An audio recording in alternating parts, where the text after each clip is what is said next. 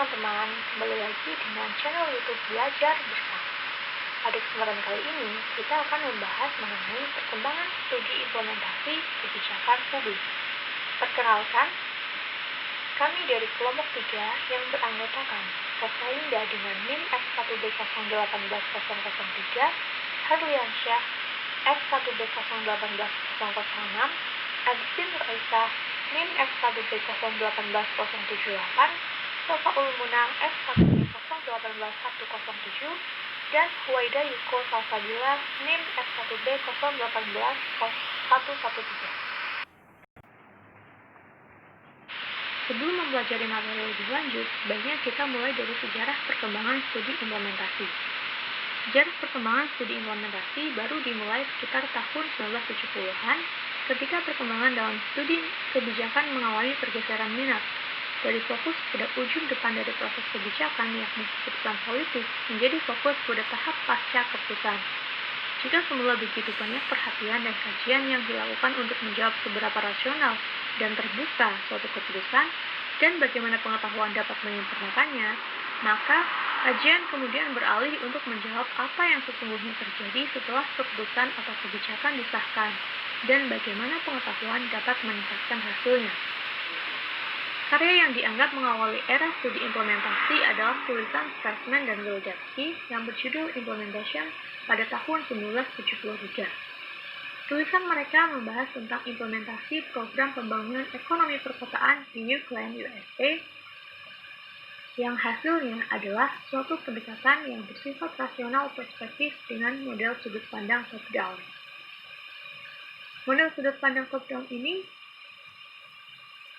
tak lama kemudian mendapat kritik bertubi-tubi. Kritik pertama adalah bahwa pandangan ini masih terlalu menitik beratkan pada sudut pandang pembuat kebijakan. Kritik yang kedua adalah bahwa pendekatan perspektif untuk persoalan implementasi hanya akan dapat bersifat terbatas pada ruang dan waktu serta permasalahan yang serupa. Oleh karena itu, model top-down kemudian diikuti oleh model sudut pandang bottom-up dan model sintesis.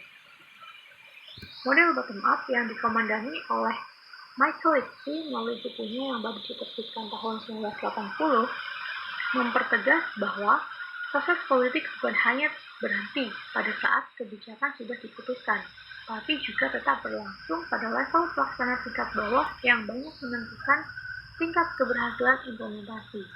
Dengan demikian, perlu mempertimbangkan apa yang menjadi aspirasi, tujuan, dan kebutuhan para pelaksana termasuk kesulitan-kesulitan yang mereka hadapi. Karena apa yang menjadi masalah dalam proses implementasi bisa tak berbeda dari perspektif level yang berbeda. Atau dengan kata lain, antisipasi yang sudah dilakukan pada masalah-masalah implementasi yang akan dan dapat terjadi dari top level perspektif bisa berlainan saat implementasi running up di tingkat bawah. Kemudian sudut pandang model sintesis muncul sekitar tahun 1982 dengan tokohnya yang populer Randall P. Ripley dan Fred Hampton. Model sintesis ini memadukan kedua model sebelumnya yakni top-down dan bottom-up dengan tekanan utama yang bisa beragam, mulai pada jaringan interaksi antar aktor sampai pada pendekatan sosiologis. Model sintesa atau yang sering disebut model hybrid pada hakikatnya ingin menegaskan bahwa tidak ada model perspektif yang bisa diterapkan pada setiap masalah implementasi. Setiap kategori kebijakan memiliki kekhasannya sendiri, sehingga pendekatannya pun harus disesuaikan dengan kondisi tersebut.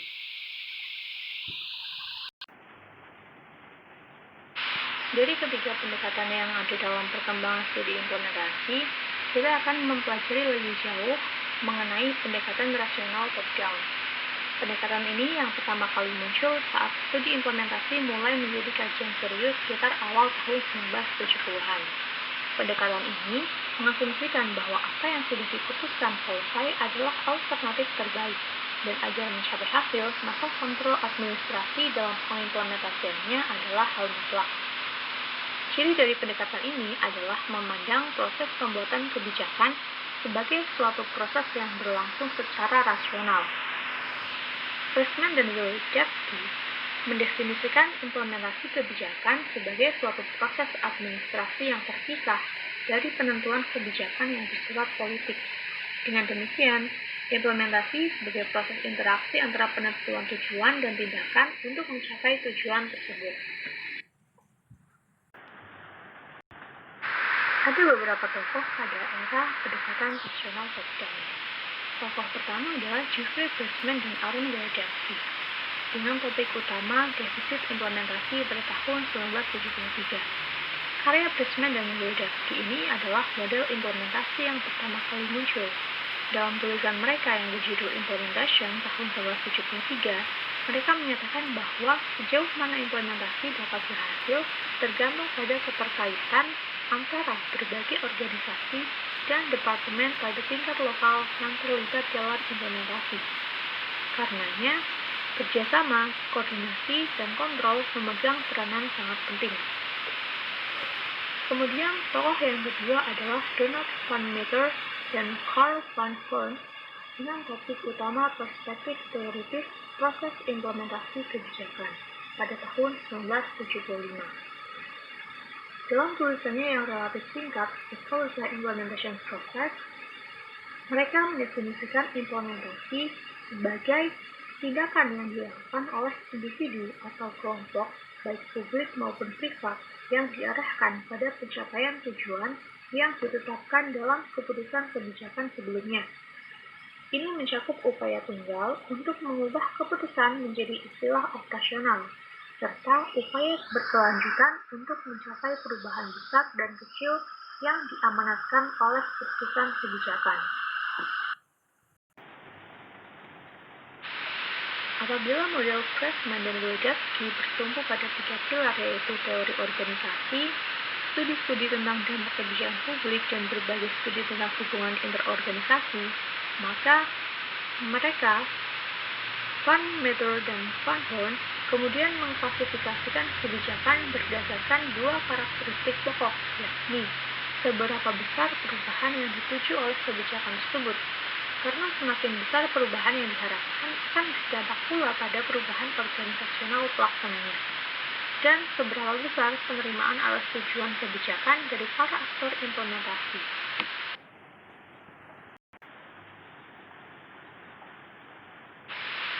Kemudian Van Meter dan Van Horn juga menyatakan bahwa ada 6 variabel yang harus diperhatikan karena dapat mempengaruhi keberhasilan implementasi, yaitu tujuan kebijakan dan standar yang harus jelas, sumber daya yang dapat berupa dana atau berbagai insentif yang dapat memfasilitasi keefektifan implementasi, serta kualitas hubungan interorganisasional, disposisi atau tanggapan atau sikap para pelaksana termasuk di dalamnya, yaitu pengetahuan dan pemahaman akan isi dan tujuan kebijakan, bagaimana sikap mereka atas kebijakan tersebut, serta sejauh apa intensitas sikap tersebut. Tokoh yang ketiga adalah Eugene Bardah. Topik utama Eugene Bardah adalah The Implementation Game. Eugene Bardah tahun 1977 menulis hasil analisisnya dari berbagai kasus yang ia teliti tentang implementasi kebijakan dalam bukunya yang berjudul Permainan Implementasi. What Happens After a Bill Becomes Law? Menurutnya, sebuah implementasi adalah suatu permainan tawar-menawar, persuasi, dan manuver dalam kondisi ketidakpastian oleh orang-orang dan kelompok-kelompok guna memaksimalkan kekuasaan dan pengaruh mereka.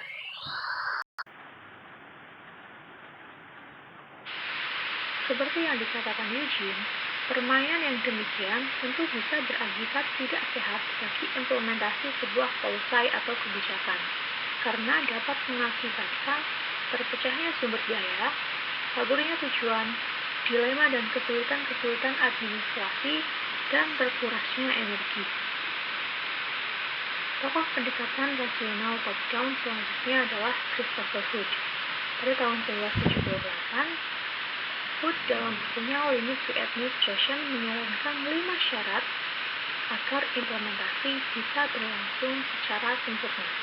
Yang pertama, implementasi yang ideal adalah produk dari organisasi yang padu seperti militer, dengan garis komando yang jelas tentunya. Yang kedua, Norma-norma ditegakkan dan tujuan ditentukan dengan jelas.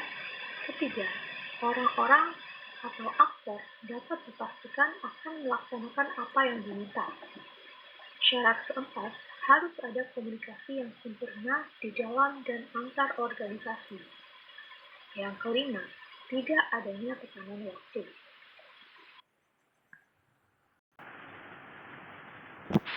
Tokoh selanjutnya adalah Brian Hopwood dan Louis Kahn dengan judul Implementasi yang Sempurna pada tahun 1978. Hopwood dan Kahn mempertahankan pendapatnya tentang pentingnya pendekatan top-down dalam proses implementasi meski banyak kritik atas pendekatan tersebut.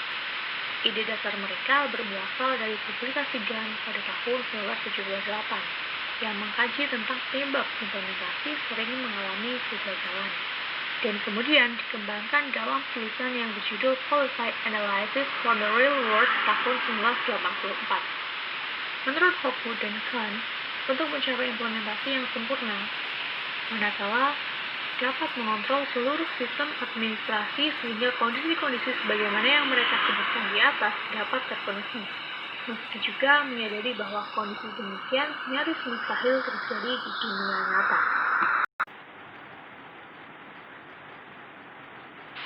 Tokoh keenam adalah George Charles Edward III dengan topik utama pendekatan masalah implementasi pada tahun 1980. Ia mengemukakan ada 4 faktor kritis yang mempengaruhi keberhasilan atau kegagalan implementasi, yaitu organisasi, sumber daya, disposisi atau sikap pelaksana, serta struktur birokrasi yang keseluruhannya saling berhubungan dan saling mempengaruhi satu sama lain dalam menentukan keberhasilan atau kegagalan implementasi.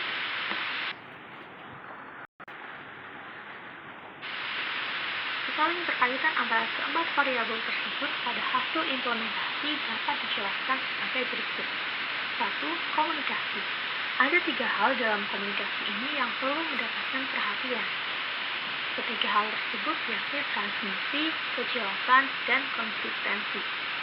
Yang kedua adalah sumber daya. Ada 4 aspek dalam sumber daya yang perlu diperhatikan lebih jauh, yakni staf, informasi, kewenangan, dan fasilitas. Yang ketiga adalah disposisi. Disposisi merupakan sikap dan komitmen dari pelaksana terhadap kebijakan atau program yang harus mereka laksanakan. Terdapat 3 unsur utama yang mempengaruhi kemampuan dan kemauan aparat pelaksana untuk melaksanakan kebijakan, yaitu A. Kognisi, yakni seberapa jauh pemahaman pelaksana terhadap kebijakan. B. Arahan dan tanggapan pelaksanaan. C. Intensitas respon atau tanggapan pelaksana. Kemudian yang keempat adalah struktur birokrasi. Yang dimaksud dengan struktur birokrasi Edward III adalah mekanisme kerja yang dibentuk untuk mengelola pelaksanaan sebuah kebijakan. Dia menekankan perlu adanya standar operasional prosedur yang dapat mengatur tata aliran pekerjaan di antara para pelaksana, terlebih jika pelaksanaan program melibatkan lebih dari satu institusi. Tokoh lain pada era pendekatan rasional top-down adalah Nellie Grindle.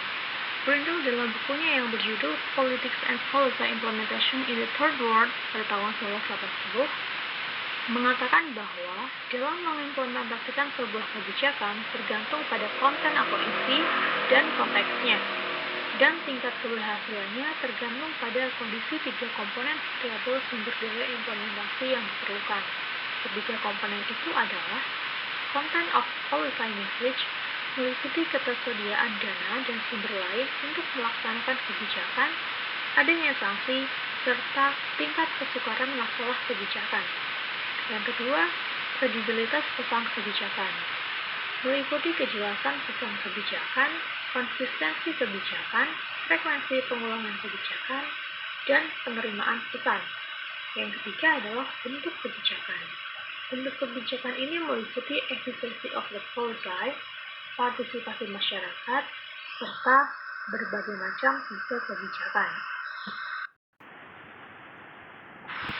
Selain itu, Grundle juga mengatakan bahwa implementasi program ditentukan oleh konten atau isi program dan konteks implementasinya. Content of policy atau isi kebijakan meliputi kepentingan yang dipengaruhi oleh adanya program, jenis manfaat yang akan dihasilkan, jangkauan perubahan yang diinginkan, kedudukan pengambil keputusan, pelaksanaan program, dan sumber daya yang disediakan. Sedangkan untuk konteks implementasi, di mana dan oleh siapa kebijakan tersebut diimplementasikan, juga akan berpengaruh pada tingkat keberhasilannya. Karena seberapapun baik dan mudahnya kebijakan dan seberapapun dukungan kelompok sasaran, hasil implementasi tetap bergantung pada implementornya. Konteks implementasi yang berpengaruh pada keberhasilan implementasi menurut Grundle adalah sebagai berikut.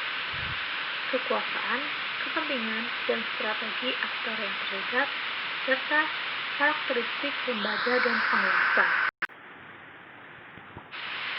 Demikian pembahasan materi kita pada kesempatan kali ini. Terima kasih teman-teman telah meluangkan waktu untuk membaca dan mendengarkan, dan mohon maaf apabila terdapat polusi suara sehingga menimbulkan ketidaknyamanan pada teman-teman sekalian.